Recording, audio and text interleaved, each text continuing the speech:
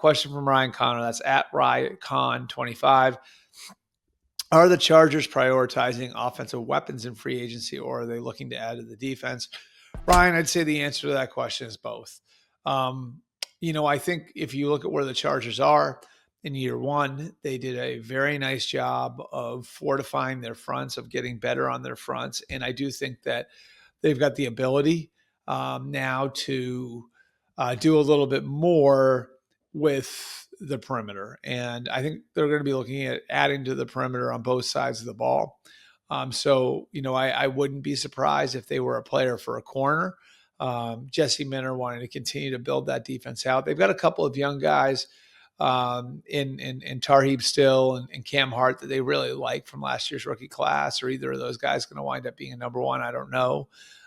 So if there were an opportunity to go and acquire a top flight corner, I think they'd be in on that. And, if there's an opportunity to go and bring in a receiver who can be a difference maker or a running back who can be a difference maker, I could see them going down that road as well. And then the obvious name that everybody would look at here would be T. Higgins. Now, remember, Justin Herbert is used to working with bigger, longer targets. That's what he came up with Mike Williams and Keenan Allen and that crew. Quentin Johnston, I think, fits into that sort of realm as well.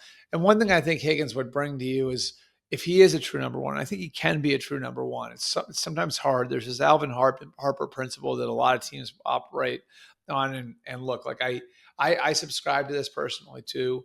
It's, that old Cowboys receiver from the 90s. He was great playing next to Michael Irvin, but projecting him from being a number two to being a number one, that was tough, and it didn't really work out for Tampa. So the Alvin Harper principle is always to be careful about projecting somebody else's number two to be your number one, whether you're talking about a corner or a receiver or a pass rusher. That can be a tough thing to do. I do think Higgins has the ability to be a number one receiver. And if he is a number one receiver, I do think that helps you slot Ladd McConkey and Quentin Johnston into suitable roles. And then maybe you can go into the draft and you look at taking a running back somewhere, because this is a good running back draft, taking a running back somewhere in the first 3 rounds. I really like where the Chargers are set, how the Chargers are set up right now. They did a good job of cleaning out their cap last year. They'll continue to do that. They do have some flexibility now. So again, the idea of going and getting a T. Higgins makes some sense to me. I really like the idea of it on both ends if Higgins does wind up making it to free agency.